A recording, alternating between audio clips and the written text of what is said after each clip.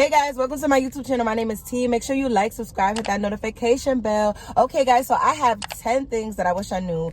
As starting off as an Instacart shopper, before Instacart shopping, I ain't gonna lie, I don't know what the title of this video is gonna be yet, but all I know is 10 things that I wish I would have known as a beginner shopper. All right, so we're gonna dive right into it. If you see me looking down, got my notes, okay? Like, I really wrote this down. Like, I was really sitting here thinking, like, yo, what are some things that I wish I would have known? Like, what are some bumps and bruises I had to go through? All right, so we're gonna dive right into it. And the first one, guys, the very first one is comparing myself to other Instacart shoppers. This is a big one, okay? Because this goes beyond just Instacart shoppers you seeing in the store. No, I was comparing myself to Instacart shoppers I was seeing on YouTube. They making $300, $400, $500 a day, and I'm like, oh my god, like, I'm not making $100 right now. Like, what am I doing wrong? Okay, stop comparing yourselves to other shoppers. You ain't even got to be new for this, okay? Like, I be seeing people in comments of other YouTubers videos, and those people are seasoned Instacart shoppers, and they be in the comments like, dang, like, I can't make this amount of money on Instacart. I can't do this, I can't do that. Like, look guys, listen, one thing that I learned real quick: stop comparing yourself to other Instacart shoppers, okay? We are all in different markets, okay? We all shop differently. We all have different ratings. Some of us got bots, okay? I ain't got no bot, and I ain't got no shade to people that got bots, but you got to take into consideration there are people out here with bots, okay? There's people out here that got, you know, a whole system with other people and all of this other type of stuff. You don't know what someone else's situation is. You don't know what someone else's market is. So my best advice to anybody that is new, or even if you're not new and you seasoned, stop comparing yourself to other Instacart shoppers. Please, this is going to make you want to quit. It's going to discourage you.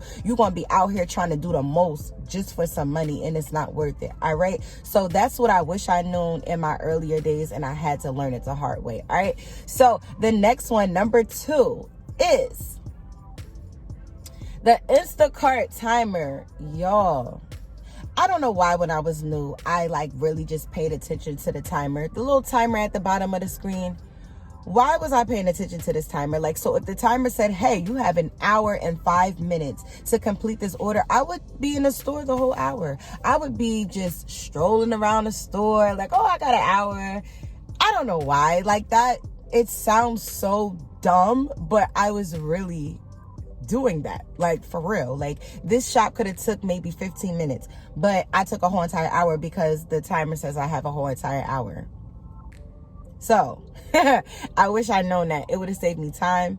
It would have and it probably would have made more money back then too. So if you are new, please don't worry about that damn timer, okay? All right, so let's get to number 3. Number 3 is not asking the store associates for help. This is a big one, y'all. I do not know why, but when I first started Instacart, I was so scared to talk to the store associates. I was scared to ask them for help. Like, I didn't want to ask anybody for no help. Like, I just felt like I could do it all on my own, and that's actually something I struggle with now. Like, I be feeling like I could take on the world. But when I started doing Instacart, I did not ask the store associates for help. So I would literally sit there and just be looking for the same item like the whole time, wasting like so much time. And all you gotta do is just talk to the store associates, ask them for help. They will help you, okay? Like, y'all need to be the coolest. You and the store associates need to be like this. When you walk through them doors, them store associates need to know who you are, okay? They need to, you know, like, because I know for me, like, when I go into certain Costco's, okay, like, my favorite ones anyway, like, everybody know who I am. Majority of the store associates know who I am. We all cool. We be laughing. We be playing with each other. They be getting me in and out the line because they know I'm trying to make money. And it's just a great environment to be in when you are cool with the store associates. And what I normally like to do now, learning from back then, is I'll look at the list and I'll be like, yo, okay, I don't know where this item is at all. So on my way in, I'm asking a store associate, like, yo, where is this at? So that way I already know where it is when I'm going shopping, all right? So I wish I could just shake myself and be like, yo, T, ask that store associate where this item is, so that way you can stop wasting time. All right, so that's what I wish I knew. And if you guys are new, you need to talk to them store associates, okay? Talk to them. They can be your friends. They can help you. All right, so now I think I am on number 4. All right, so number 4 is not learning the stores. Okay, listen, to like me, T was basically going to any store that I felt like had a decent amount of a batch, but I didn't know. I was going to ShopRite, Wegmans, BJ's, Costco's, Audi's, Stop and Shop. I was going to all of these stores and didn't know the stores at all. So every time I went inside of a store and I didn't know the store, I would take way longer because I don't know the store. Like, I would just take so much longer. Like, I wish I would have took the time to learn at least 2 stores first, and then if I wanted to learn a 3rd store, 4th store. All right, like, I really wish that is something that I did. It would have saved me so much time, so much money, and I would have been more efficient with my shopping. All right, so if you're new, just start off with 2 stores, 3 tops, no more than that. Learn your store inside out. You should know what everything is before you even get inside the store when you're reviewing your grocery list, okay? So I think I'm on number 6. No, I am on number 5.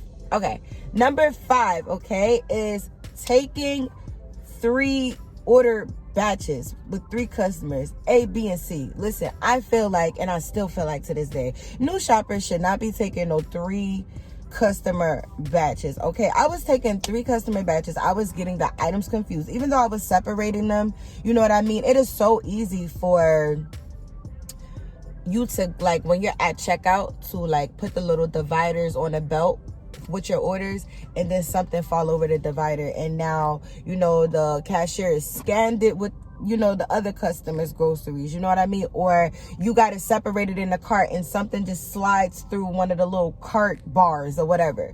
Like, I was taking 3 customer orders. I was getting the items mixed up, even though I was separating it. It was just a mess, and I really wish I could just go back and tell myself, don't take no 3 customer orders. Stick with 2 tops until you really, really learn and know what you're doing. Not taking 3 customer orders until you are more experienced. That's what I wish I could tell myself when it comes to 3 customer orders, because I was just getting too many things mixed up. It was too much, okay?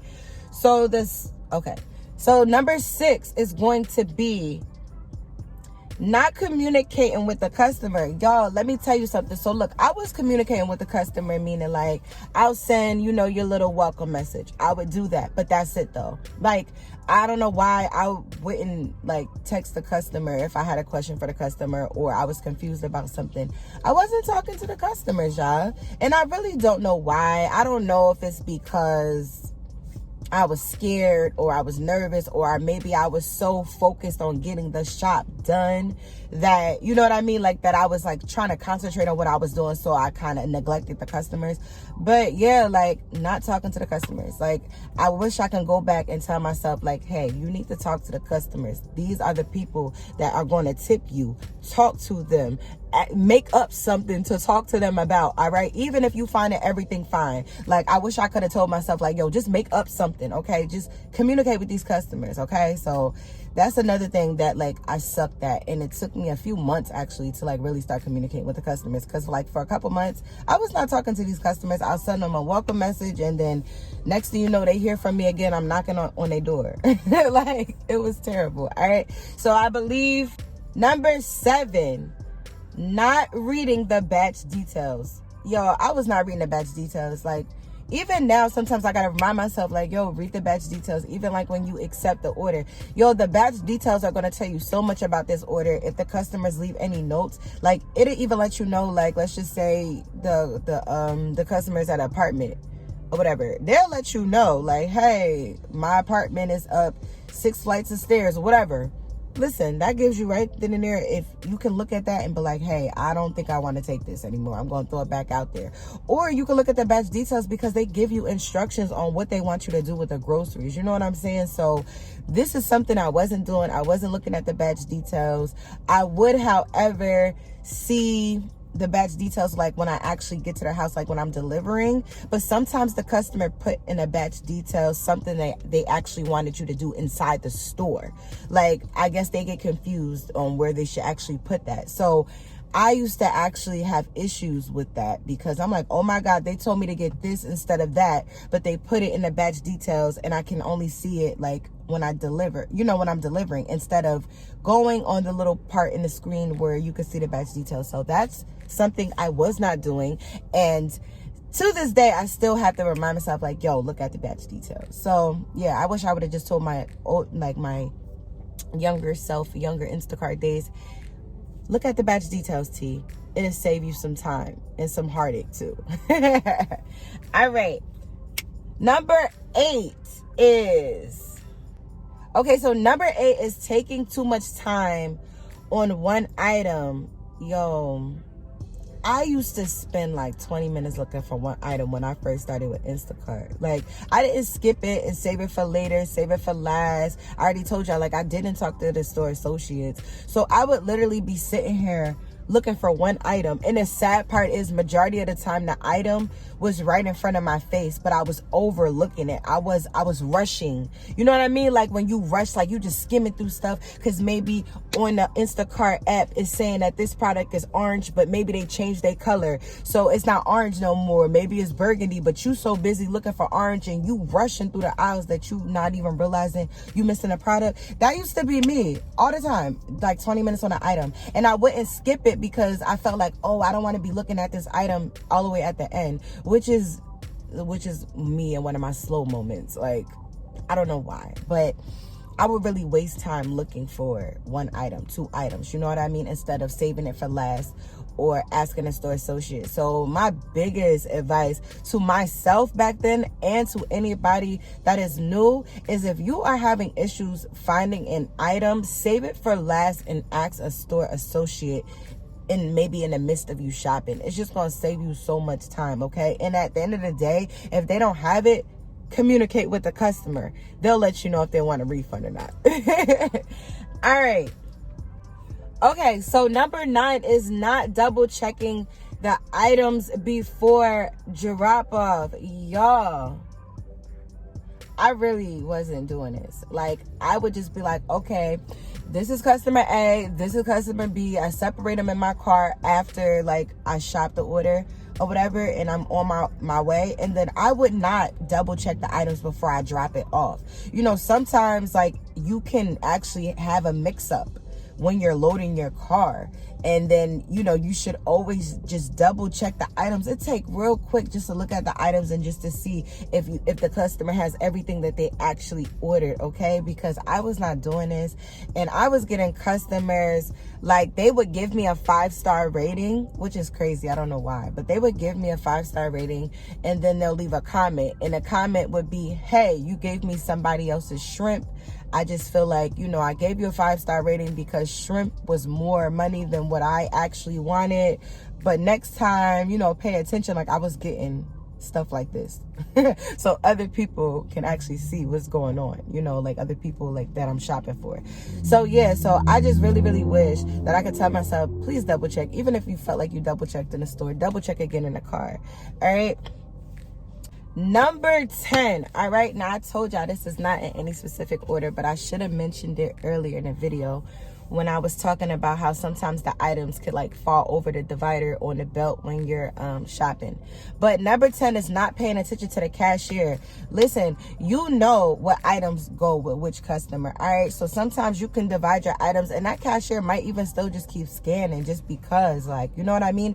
Pay attention to the cashier. Also, even with the cashiers with the bagging, all right, like, these cashiers do not care if they put chicken with a vegetable or whatever, or with cereal, stuff that just don't go together in the same bag. They'll just be putting stuff in a bag. All right, like, you gotta watch them, you gotta be on them. Or how about this, you bag yourself? Jersey, we ain't got no bags no more, so we're done with that. But I just wish in the past, when we did have bags, I wish I would have paid more attention to the cashiers, because sometimes the cashiers was damaging items and I wasn't realizing it because I wasn't paying attention. Sometimes the cashiers was just mixing foods inside of the bag that didn't belong, and then the customers are getting upset with me about it, even though I didn't do it. But it's still my responsibility to watch and pay attention to these cashiers, okay?